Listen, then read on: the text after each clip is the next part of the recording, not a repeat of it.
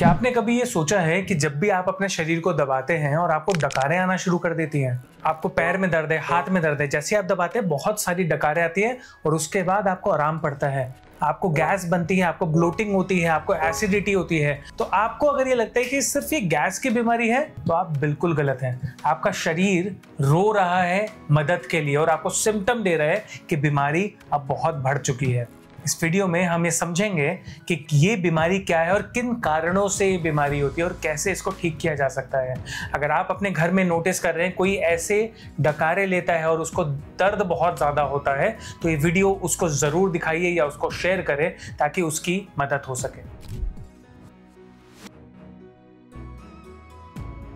स्वागत है आपका तुलसी आयुर्वेदा में। मैं हूं डॉक्टर अंकित अग्रवाल, आप सबकी मदद करने के लिए, आपको बताने के लिए कि आयुर्वेद कैसे आपके शरीर को स्वस्थ बना सकता है। एक नई वीडियो के साथ आया हूं ताकि हम आपको और स्वस्थ बना सके।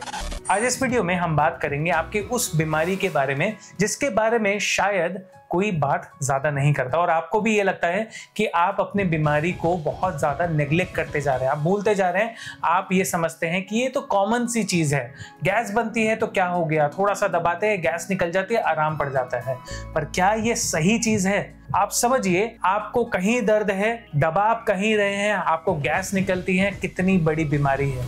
ये शरीर आपका बोल रहा है कि आपके शरीर में वात बहुत ज्यादा बढ़ चुका है, जो कि कारण हो सकता है आपके अर्थराइटिस का भी। फीमेल्स में जब बहुत ज्यादा वात बढ़ता है और उसके कारण क्या है, बहुत ज्यादा ब्लोटिंग होती है, बर्पिंग होती है, आपको रेस्टलेसनेस रहती है, शरीर बिना किसी कारण के हमेशा थका रहता है, तो ये कोई छोटी सी बीमारी नहीं, इसका बहुत बड़ा कारण हो सकता है। सबसे पहले समझेंगे कुछ ऐसे कॉमन सिम्टम्स कि आपका कहीं वात बढ़ा तो नहीं है। जब आप अपने शरीर को दबाते हैं तो डकारें बहुत आती हैं, शरीर हमेशा थका हुआ रहता है, हमेशा आपको गैस बनती है और पेट हमेशा फूला हुआ रहता है, शरीर में जोड़ों में हमेशा दर्द रहता है और सर्दियों में ये बढ़ने लगता है या बारिश के समय ये बढ़ता है। आपको हमेशा कॉन्स्टिपेशन रहता है या पेट कभी खुल के साफ नहीं होता, आपके पीरियड्स कभी भी नॉर्मल नहीं होते या हमेशा PMS की कंडीशन रहती है, ठंडी चीजें खाने से तबीयत आपकी बिगड़ जाती है। अगर ये सिम्टम्स आपको मिलते हैं तो आप समझ लीजिए आपका वात बहुत ज्यादा बढ़ा हुआ है। और एक चीज और समझ लीजिए, ये सिर्फ आपके डाइजेशन की वजह से नहीं है,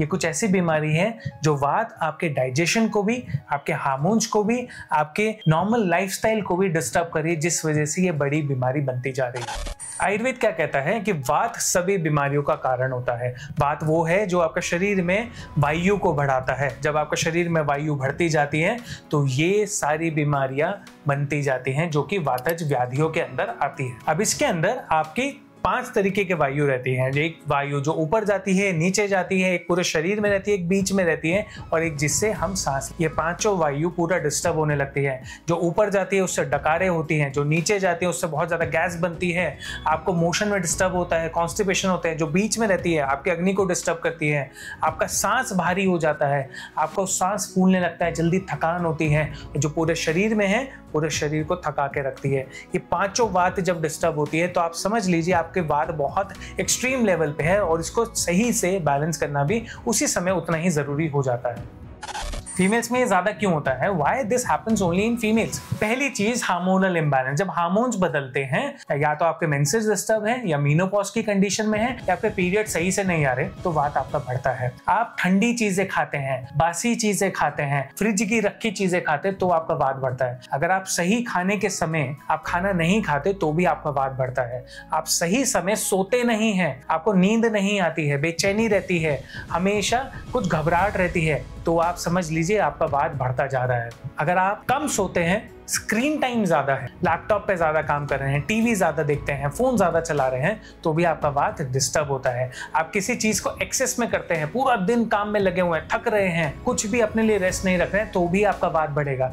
इन्हीं कारणों से वात बढ़ता जाता है, इसीलिए फीमेल्स में ये बीमारियां भी ज्यादा होती हैं। अब आपको लगता है कि थोड़ा सा दर्द हुआ है, आज थोड़ी देर रेस्ट करेंगे, एक दर्द की गोली खा लेंगे, कल ठीक हो जाएगा। ज्यादातर फीमेल यही करती हैं, पर आपका शरीर आपका कुछ समय तक साथ देता है। अगर आपको ये बीमारी बहुत लंबे टाइम तक होने लगती है तो ये बहुत बड़ी बीमारी बनती है, जो कि या तो अर्थराइटिस बनती है या कोई और बीमारी बनती है, जहां पे जोड़ों में आपको दर्द कंटिन्यूअस बना रहता है और स्टिफनेस आना शुरू होती है, मसल्स वीक होनी शुरू हो जाती है, पर कमजोरी बहुत ज्यादा होती है, आपका शरीर भारी होने लगता है, आपके स्किन खराब होने लगती है। ये सारी बीमारियां इसी वजह से बनती है जब आप अपना सही से ध्यान नहीं रखते हैं। अब अगर आपको ये बीमारी समझ आई है और आप चाहते हैं अपना सही से इलाज करना, तो मैं कुछ ऐसे तरीके बता रहा हूं जो जिनके मदद से आप आज से ही थोड़ा सा अपने आप को ठीक कर सकते हैं और आज से ही इन सब चीज़ों को इस्तेमाल करना शुरू करें। सबसे पहली चीज़, अजवाइन का पानी डेली पीना शुरू करें। 1 लीटर की पानी की बोतल में आप एक थर्मस में गर्म पानी में उसको डाल के छोड़ दीजिए और पूरे दिन भर में आप अजवाइन का पानी शुरू करिए। इससे आपके टॉक्सिन भी रिमूव होंगे, डाइजेशन भी बेटर होगा, वात भी कंट्रोल में रहेगा। दूसरा, शरीर में रोज अभ्यंग करना शुरू करें, डेली मसाज करें। या तो तिल के तेल से कर सकते हैं या महानारायण तेल से या बाथरी तेल से भी आप अपनी मसाज कर सकते हैं। तीसरा, रात को सोते वक्त कैस्टर ऑयल में थोड़ा सा चुटकी भर शुंठी पाउडर, सौंठ का पाउडर और चुटकी भर काली मिर्च डालना शुरू करें और उसको गर्म पानी से ले लीजिए। इससे पेट भी ठीक रहेगा और वात भी आपका कंट्रोल रहेगा। चाय और कॉफी छोड़ के एक ऐसी चाय मैं बता रहा हूँ, उसका आप इस्तेमाल करें जिससे आपका वात सही रहेगा। सौंफ, जीरा, अजवाइन और तुलसी, इनको लेके इनको पका लीजिए, इनकी चाय पीना शुरू करें। दिन में 2 से 3 बार ले सकते हैं और इससे आपका वात काफी हद तक ठीक रहेगा। कोशिश करें चाय कॉफी बिल्कुल बंद कर दीजिए। कैफीन जितना कम रहेगा, बॉडी में डिहाइड्रेशन नहीं होगा, बॉडी वीक नहीं होगी। और सबसे इंपॉर्टेंट चीज ये मैं हमेशा बोलता हूँ, आपके मेंटल पीस होना बहुत जरूरी है। शांत रहना शुरू करें। अगर आपको बहुत ज्यादा गुस्सा आ रहा है, इरिटेबिलिटी हो रही है, हर छोटी छोटी बात पे चिड़चिड़ापन आता है, तो अपने मन को शांत रखना शुरू करें। इसके लिए डेली 20 से 25 मिनट मेडिटेशन, ब्रीदिंग एक्सरसाइज करना शुरू करें। अगर आप वो नहीं कर पा रहे हैं तो कहीं योगा क्लास ज्वाइन करें या फिर आप कोई मेडिटेशन एक्सरसाइज ज्वाइन करें या फिर आप यूट्यूब से ही कोई वीडियो को देखकर उसको ज्वाइन करना शुरू करें। वो आपके मन को शांत रखना शुरू करेगा और आपको हेल्प करेगा।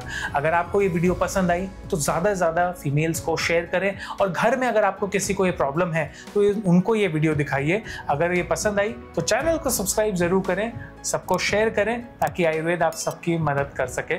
और ऐसे ही हम इस चैनल पे आपके लिए आयुर्वेद से रिलेटेड कुछ ऐसी चीज़ें लाते रहेंगे ताकि आप अपनी और अपने परिवार को बिल्कुल स्वस्थ रख सकें। धन्यवाद।